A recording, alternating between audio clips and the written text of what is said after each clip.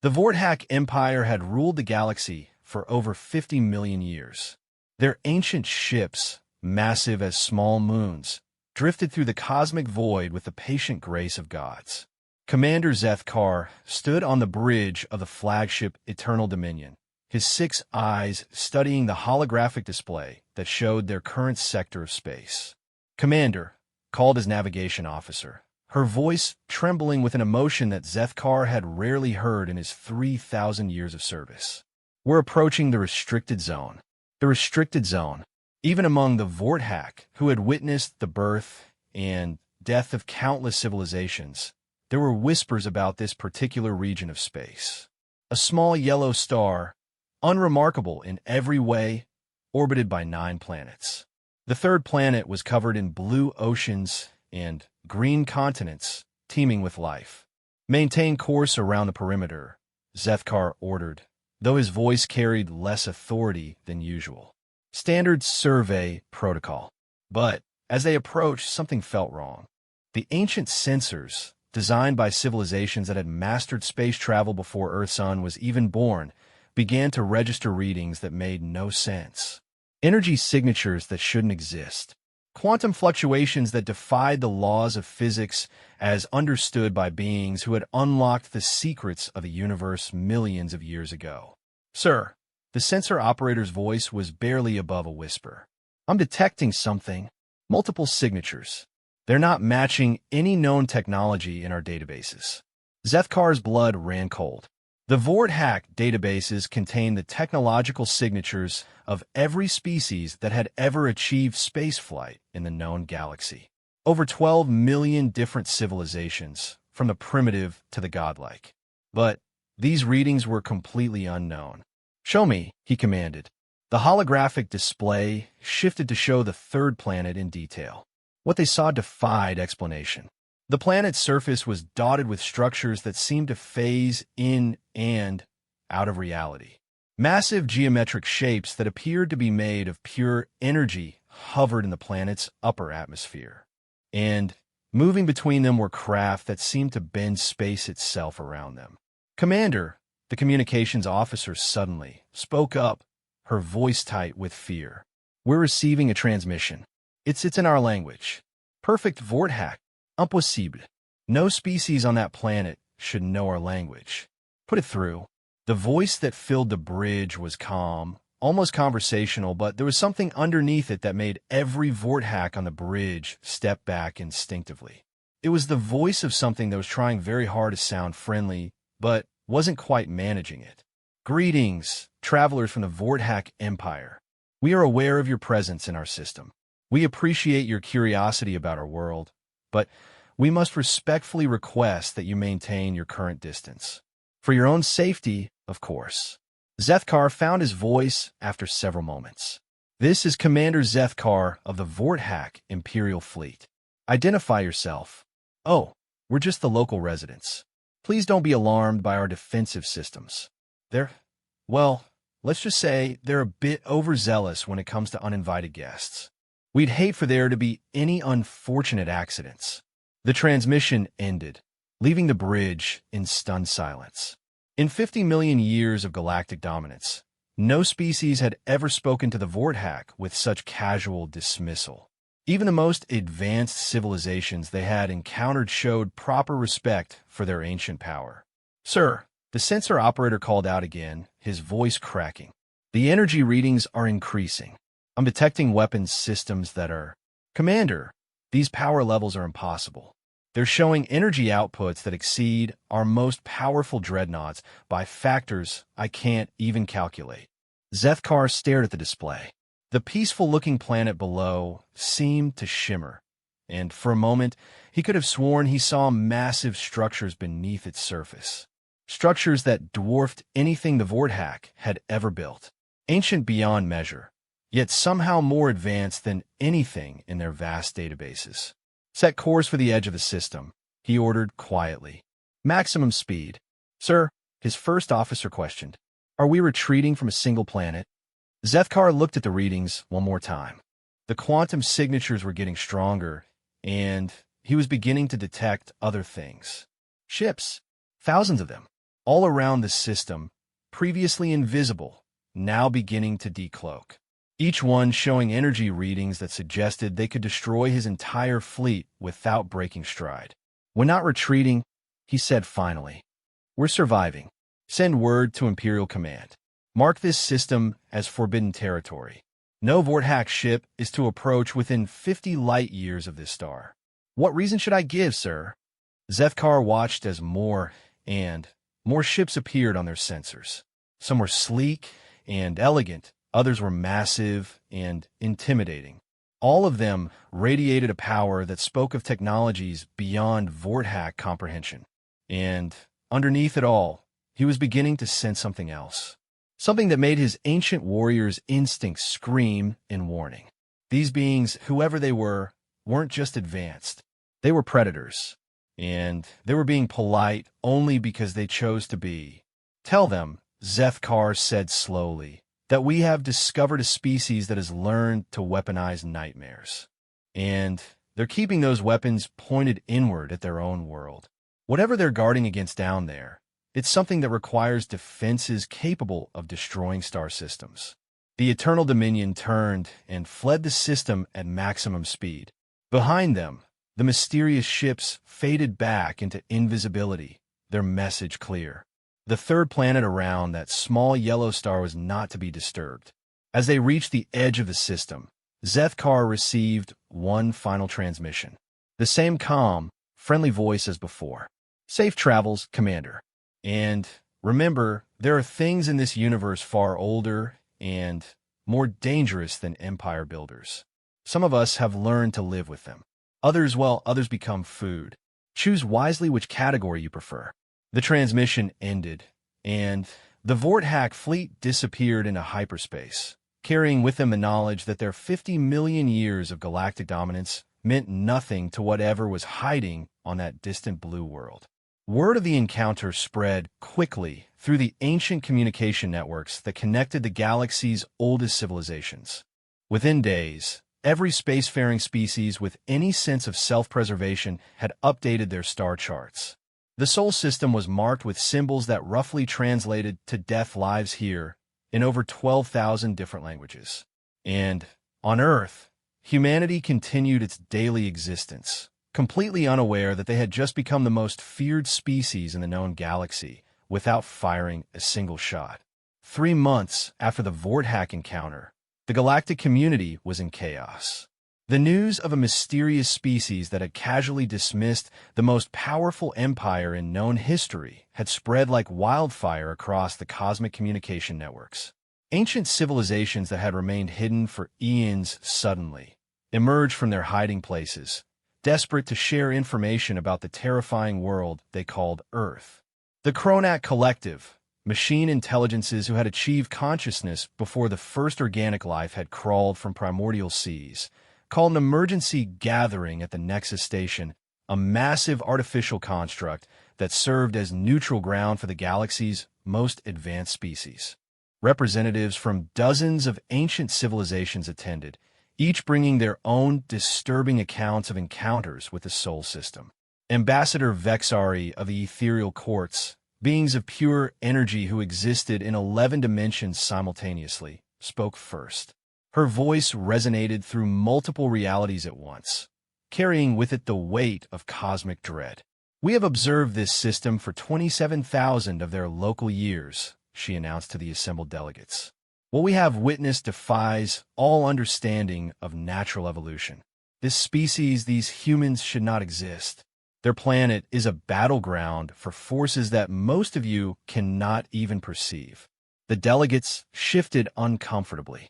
The ethereal courts were known for their ability to see beyond the normal boundaries of space and time. If they were disturbed, the situation was far worse than anyone had imagined. A Kronak unit designated as Prime 7 projected a holographic display that showed Earth from multiple dimensional angles. What appeared was not the peaceful blue world that most scanners detected, but a planet covered in a writhing mass of shadows and light, locked in eternal combat. Analysis indicates that the planet designated Earth serves as a containment facility. Prime 7's mechanical voice echoed through the station. The human species appears to be the result of evolutionary pressure from entities that exist beyond normal dimensional boundaries. They have been shaped by contact with forces that consume reality itself. Delegate Morthak of the Ancient Watchers, a species so old they remember the universe when it was young, spoke in a voice like grinding stone. The humans call them many names in their primitive languages. Demons, monsters, things that go bump in the night. But we know them by their true designation, the Devourers of Worlds. A collective gasp echoed through the chamber. The Devourers were a myth, a legend told to frighten young civilizations. Ancient stories spoke of entities from the spaces between realities that consumed entire dimensions, leaving nothing but empty void in their wake.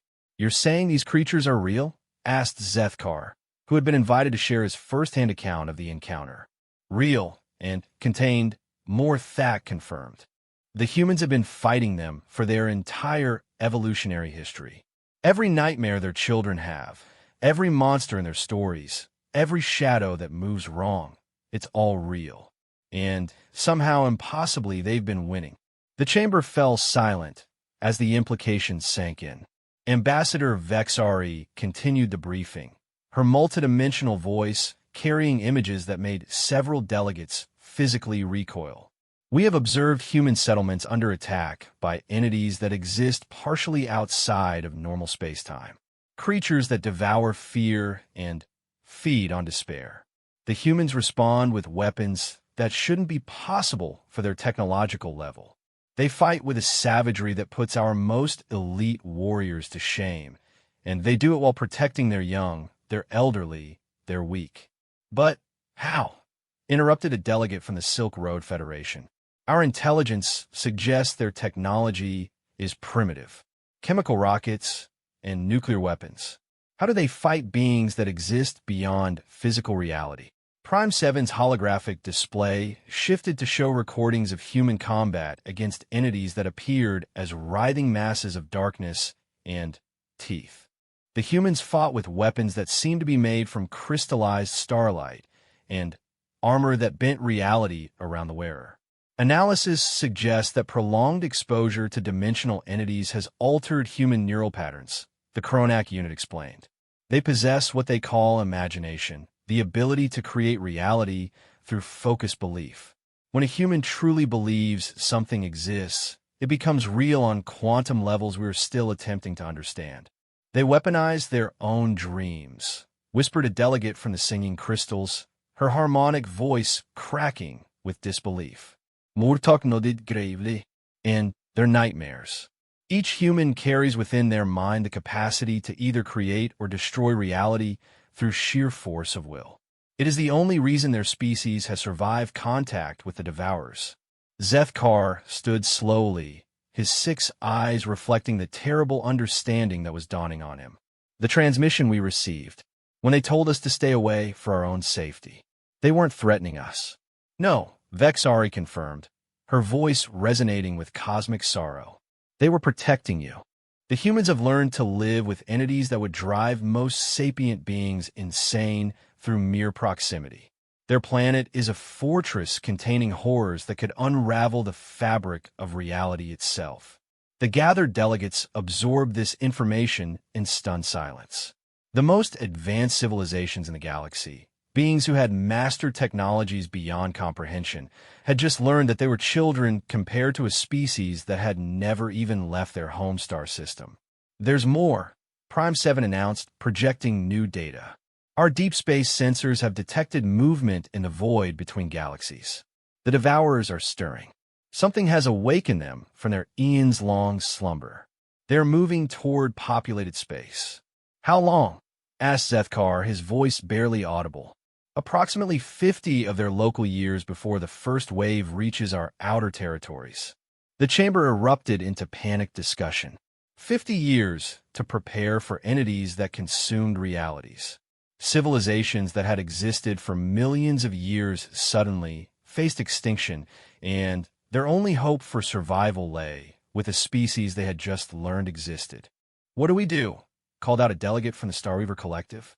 Morthak's ancient voice cut through the chaos like a blade through silk. We do what every wise civilization should do when faced with forces beyond their comprehension. We send ambassadors to Earth, and we beg the humans to teach us how to fight monsters. The debate that followed lasted for 3 standard galactic days. In the end, the decision was unanimous. A joint delegation would be sent to the Sol system, carrying the hopes and fears of the entire galaxy. They would approach the humans not as conquerors or explorers, but as students seeking to learn from the only species that had ever successfully fought the darkness and won. As the delegates prepared to leave the Nexus station, each carried with them the knowledge that everything they thought they knew about the universe was wrong. Somewhere in a small system around an unremarkable yellow star, a young species was standing guard against the end of everything, armed only with their imagination and their refusal to surrender to the dark. The galaxy's oldest and most powerful civilizations were about to learn that sometimes the most dangerous predators come in small packages, and sometimes the greatest heroes are the ones who never knew they were heroic at all.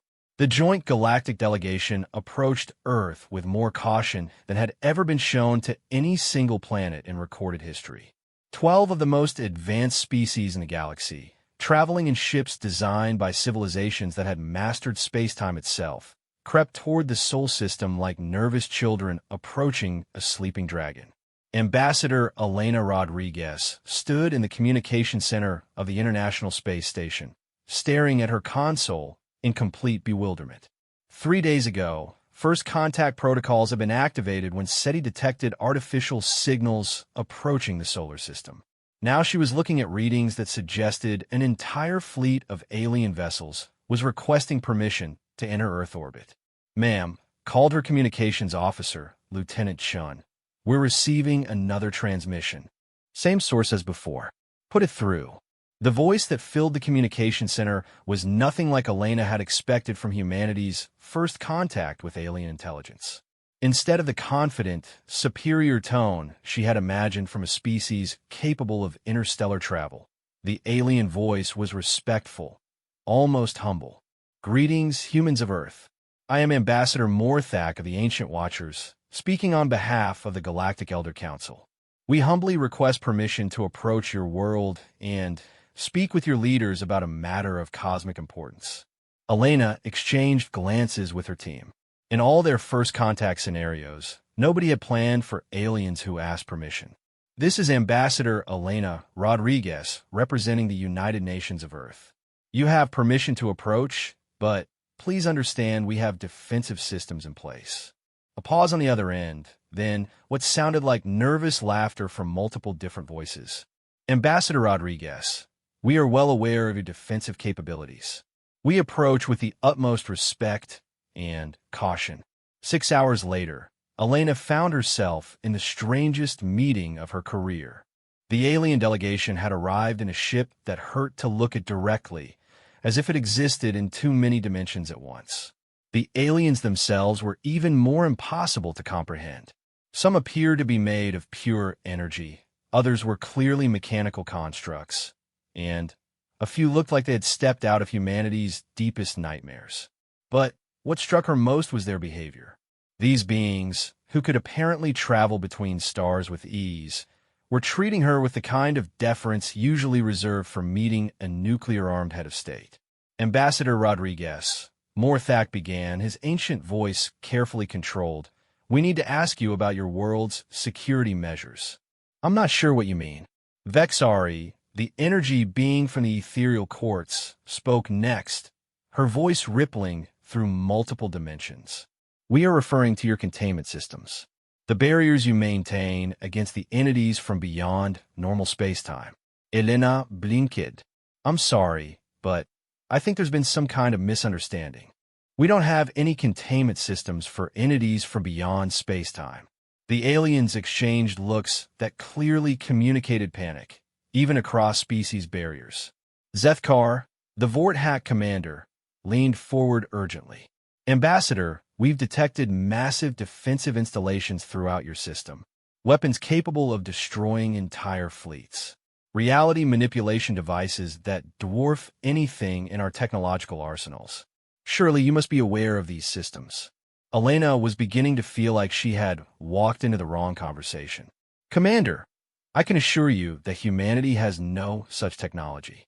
Our most advanced weapons are nuclear missiles and laser defense systems. Prime 7, the Kronak unit, projected a holographic display showing the Sol system as they detected it. Elena stared in shock at the image. Where she expected to see empty space, the display showed a vast network of structures that looked like a combination of orbital defense platforms and cosmic spider webs, all seemingly centered on Earth. Ambassador, Prime 7's mechanical voice carried a note of electronic confusion. These installations are clearly of human origin. They bear technological signatures that match your species' unique quantum patterns. Elena looked around the room, then made a decision that would change the course of galactic history. Excuse me for a moment. I need to make some phone calls. What followed was the most surreal series of conversations in human history. Elena found herself speaking with government officials, military leaders, and scientists from around the world. Slowly, impossibly, a picture began to emerge that none of them had ever seen before. Dr. Sarah Chun from the Beijing Institute of Advanced Physics confirmed that she had been detecting quantum anomalies for years, but had dismissed them as instrument errors. General Morrison from NORAD admitted that their satellite systems had been picking up energy signatures in space that didn't match anything in their databases. Dr. Yuki Tanaka from the Tokyo Paranormal Research Institute had files full of reports about people around the world developing unusual abilities during times of extreme stress. And then there was the report that changed everything. Dr. Marcus Webb from the London Institute of Theoretical Mathematics had been tracking statistical anomalies in global data for the past decade. His findings suggested that reality itself was being subtly altered on a planetary scale, always in ways that protected human life and prevented global catastrophes. Elena returned to the meeting room 3 hours later. Her worldview fundamentally changed. She sat down across from the alien delegation and spoke carefully. It appears we need to have a much longer conversation than I initially thought. Over the next 48 hours, the truth slowly emerged. Humanity had indeed developed cosmic-level defensive systems, but not through technology in any conventional sense. The alien sensors were detecting the cumulative effect of 7 billion human minds unconsciously working together to protect their world. Dr. Webb explained it to the delegation using mathematics that made some of the alien scientists' cybernetic implants smoke from overload. Human consciousness operates on quantum levels we're only beginning to understand. When threatened, our species' survival instinct manifests as localized reality manipulation. We've been unconsciously creating defenses against threats we don't even know exist. Morthak spoke for the delegation, his ancient voice heavy with awe and terror.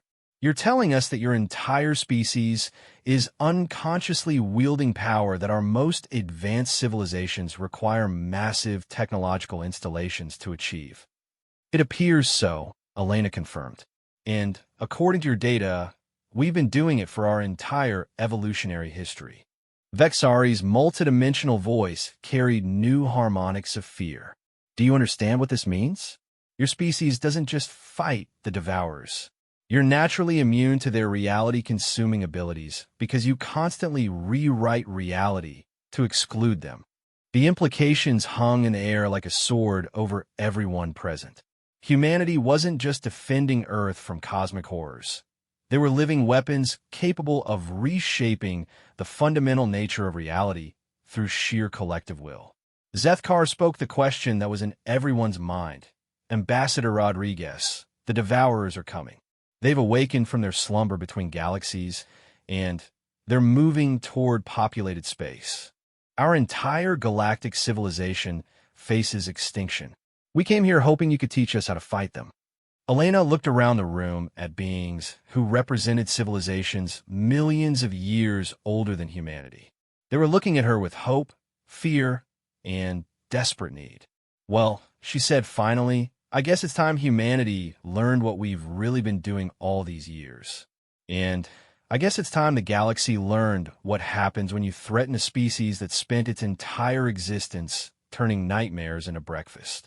The alien delegation left Earth 3 weeks later, carrying with them the most dangerous knowledge in galactic history.